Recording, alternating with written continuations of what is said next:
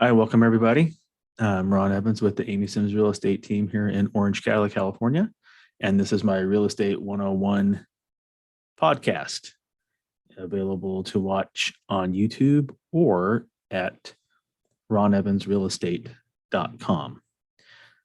As always, you can leave questions and comments in the comment section below on any platform that you're viewing or listening. Or you may contact me direct at realestate101@ronevansrealty.com. I'll be happy to get back to everybody and respond to as many of the questions and comments as I can.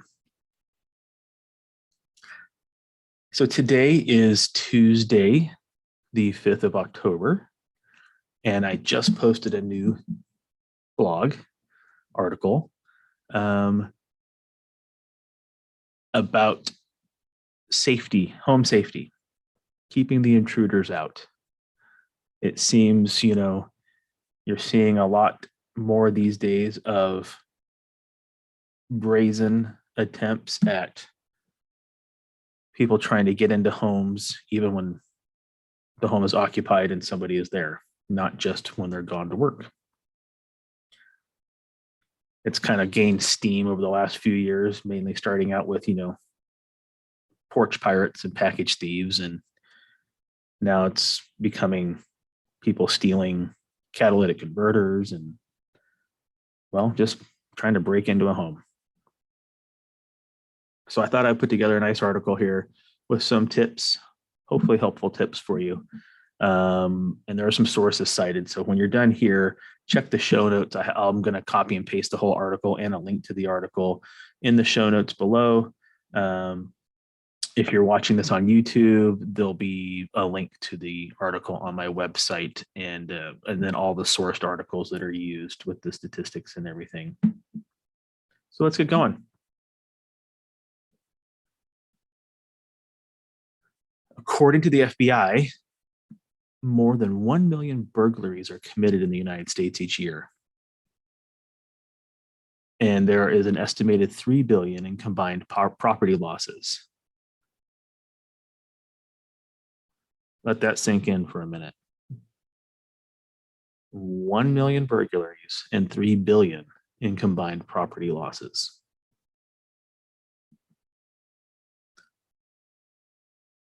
Now, most burglars and thieves, they don't try to go to the extreme to enter a residence. They look more for things like easy access, like an open door, open garage, or a side garage.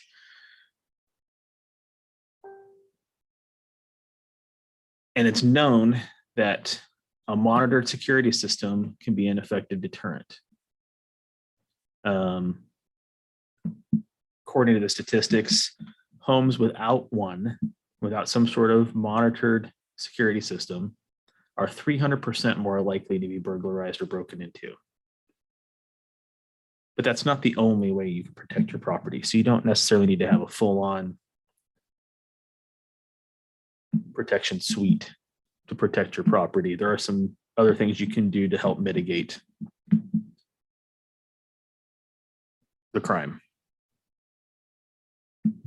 Number one, check your doors and windows. So a statistic from ADT, I think that they did, they're saying the most common entry point for a burglar is an unlocked front door, followed by an unlocked first floor window. And lastly is an unlocked back door. So that's three key things. I honestly would have thought that the back door would probably be the highest because, you're going to get into someone's backyard. You've got cover getting in and out versus just going in through a front door. But again, like I said at the beginning, tactics are becoming more brazen. The burglars are becoming more brazen. So what you want to do with your doors and windows, you want to check them. You want to evaluate the condition of your doors and locks. Make sure you're using a grade 1 or grade 2 deadbolt lock with a reinforced strike plate. Make sure your entry doors are solid core, that they're not a hollow core door like you would have for a bedroom or bathroom. for instance. A good solid core, either steel door or wooden door. Harder to break in. For your windows, add window locks and security film. If you didn't already have window locks, aftermarket ones are very easy to get and install, and they're very inexpensive for the most part, and they just add an additional layer. Because remember, what you're trying to do is, if someone really wants to break into your home, they're going to break into your home. The trick is to delay it and make it as difficult as possible to deter.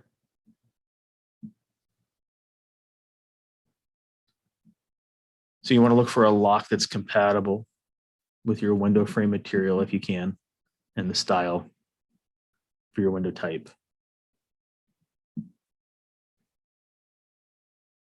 If you can use some specialty film on the windows, consider that as well, security film. And what that does, you put that on the windows themselves or on any doors that have like glass in them. And what that does is that holds, the security film holds the shattered glass in place. So if someone breaks a window, it holds it in place. So again, you're just delaying. Anything you can do to add a layer to delay them getting in, you might turn them off.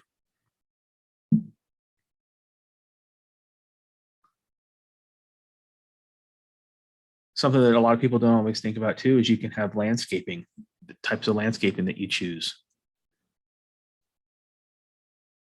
for security. When it comes to outdoor landscaping, usually you're thinking more about the type of maintenance or curb appeal for your home. But thieves target homes that they can enter and exit without being detected. And that has to do with the landscaping. So what you want to do is increase visibility from the street. You know, those privacy hedges that you get to like keep out nosy neighbors. Those are great for that aspect, but thieves love them because they can hide behind them and be able to get in and out of your home undetected.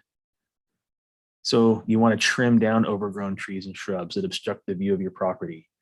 You always want it to be to where someone's a neighbor across the street next door, driving by or whatever, has some sort of a view to the entry points of your home. And that's a simple way to deter a thief. Place thorny bushes and noisy gravel below windows. So don't eliminate the shrubbery altogether. So if you got roses or other sharp leaf like holly, something like that below your first story windows, makes it harder for people to get in. Some loose gravel around when someone gets up near a window is a great deterrent because you can hear that at a distance, or you might hear it inside, someone sneaking around. Easy deterrent to put together. Next thing you might do is light your exterior. A dark home is an attractive home to a criminal. That should be a self-explanatory statement right there. But what you can do is make it well lit. So install some landscape lighting. Eliminate pockets of darkness around your yard and your home's perimeter with some strategically placed outdoor lights. You can use a combination of floodlights, spotlights, well lights, pathway lights, whatever. Just making it difficult for someone to sneak up, have a place to hide, and be inconspicuous, and be able to take their time getting into your home. Another thing you might consider some motion activated security lights. You know, those floodlights that you get when someone walks by and boom, it lights up your whole yard. Those are great. A lot of times too, you can get the smart version of them that hook up to your Wi-Fi and you'll get notifications when someone's on your property.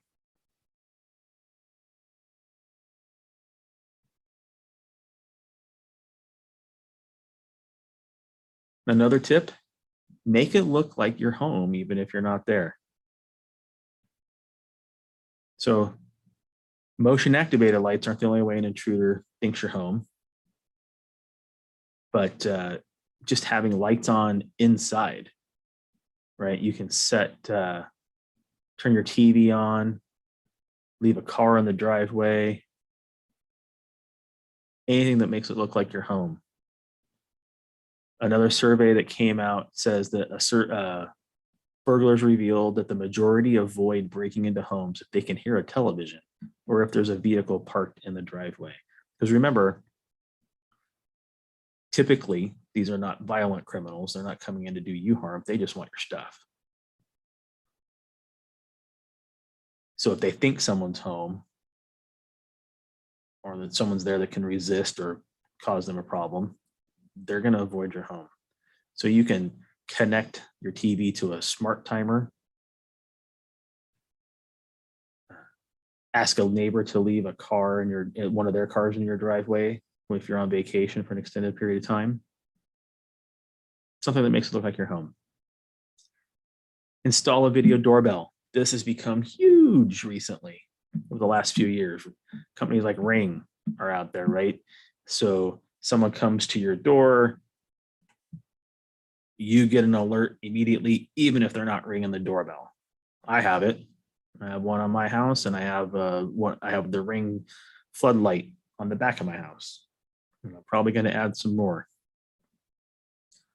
So in that same survey that talked about the burglars avoiding homes that are where it looks like someone's home, every single respondent said that they would knock or ring the doorbell before breaking into a home.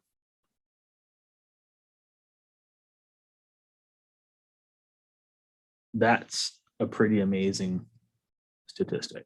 Every single one of them responded that they will knock or ring the doorbell before breaking into the home. It just goes to my previous point. They're looking for homes that there's nobody there, that there's not going to be any resistance. They can get in and get out. They just want your stuff.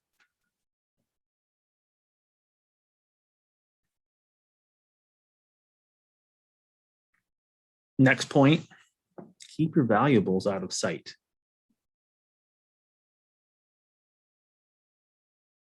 Most people that are breaking into homes are not masterminds. They're not planning things out, because most of us, the typical person out there, doesn't just draw that much attention to themselves on a daily basis when they're out in public that you would, require someone to plan a lot ahead to come break in. Only about 12% of convicted offenders admit they actually planned out their robberies in advance. The vast majority act spontaneously.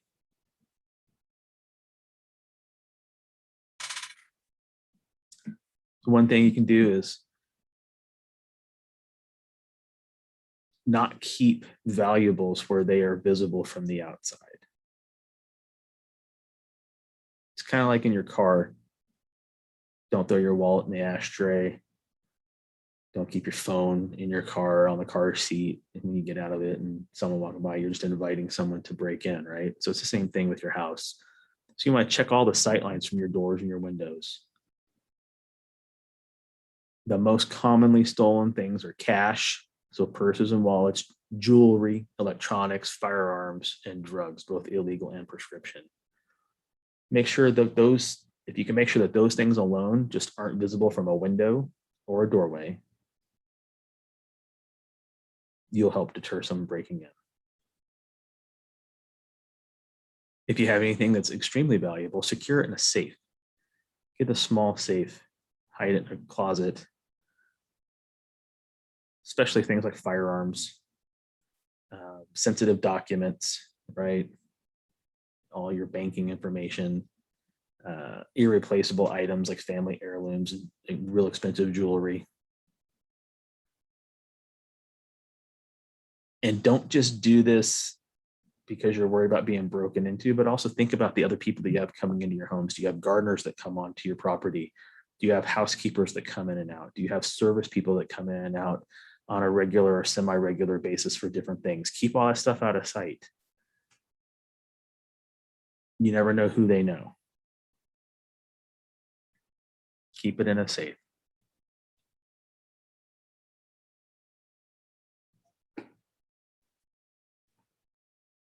Highlight your security measures.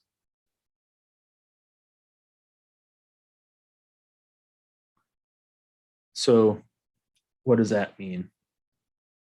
If you're using cameras or different things to help deter people, don't keep them hidden. Make them obvious. Other surveys of convicted burglars say that they avoid homes with obvious protective measures in place.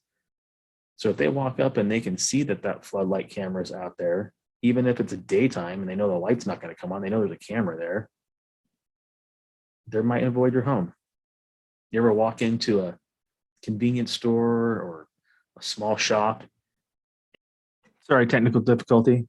It's like I was saying, you know how when you go into a store, convenience store or whatnot, and you look up and they've got a big mirror or they've got a sign up that says smile, you're on camera. Well, they do that for a reason, because they want it to be obvious that their cameras are there, because they're trying to deter you breaking the law. It just causes more problems for everybody else if you go ahead and do it. So don't be afraid to do that. Install outdoor cameras. They are the most common home protection device, and for good reason.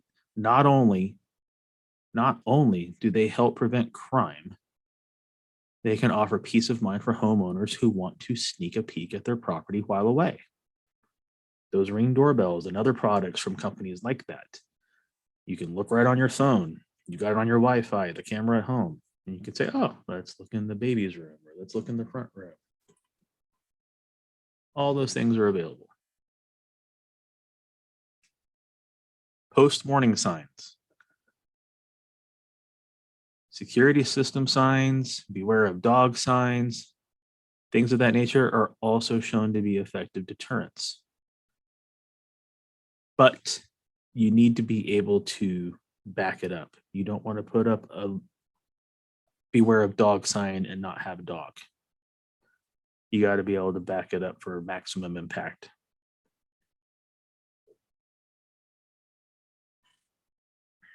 Now, this next one is probably the most important one, especially with a lot of things that are going on in today's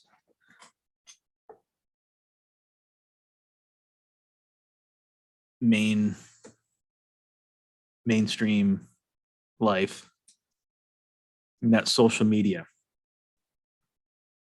We need to start becoming much more careful and limit what we share on social media.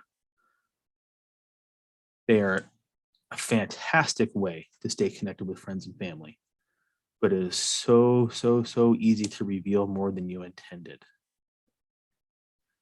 You need to always pay attention to your privacy settings when you're posting anything on social media, so that you understand exactly who has access to your post. Delay posting photos or travel updates. This one's huge. Say you go on a cruise, say you fly to Hawaii.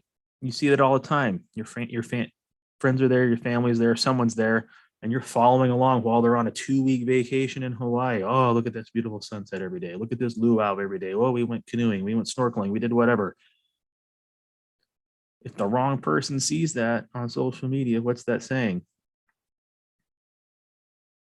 My house is unoccupied. Come break in and steal from me. So go ahead and enjoy your vacation. Take all those pictures, take those videos. Just don't share them until you get home. Don't post about it on social media until you get home. If you really want to share something to somebody, a family member or whatever, just send them a text message direct. Be careful of what you put on social media when you're on vacation. Set privacy restrictions on your accounts. Think twice about connecting with strangers or casual acquaintances on social media. And I know in the industry I'm in, it's tough to be very careful in that regard with strangers and stuff, because my whole job is trying to connect and network with people who would want to use me as a realtor and trust that I can help them buy a home or sell their home. So I have to be careful. The average person doesn't have to worry about things like I have to worry about in that regard with strangers. So just don't do it. Set your privacy restrictions. Make it to where, like on my Facebook, on my personal Facebook, people can't friend me. I have to friend them. They can send me a message asking me to friend them, but they can't just send me a friend request because I don't want to ever get caught accidentally accepting a friend request from somebody that I shouldn't have. So think twice about how you have your privacy set up. Limit your followers. So that's it. You know, with us, we take home security safe and your safety seriously.